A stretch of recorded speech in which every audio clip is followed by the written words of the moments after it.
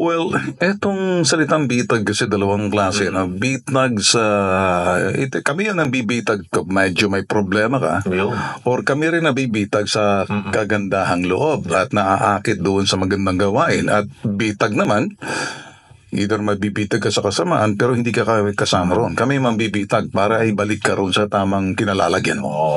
Kaya bitag. So, ang bitag ay parang patibong or silo o lambat. Pagpipilian mo, medyo negative. Kasi nung araw, kapag nakita na kami, parang bad trip na, bad news na, takbuhan yung mga tao. Kasi pag sinabi mong bitag, parang, hulog sa bitag! Nabitag ka. Parang nabitag ka na. So, and then for years, parang pag nakita na kami, natatakot yung mga tao. So, inaalis namin yung perception kasi talagang ang ginagawa namin ay parang takbuhan kami doon sa mga taong dinidahado, medyo niloko. Inaapi. Inaapi.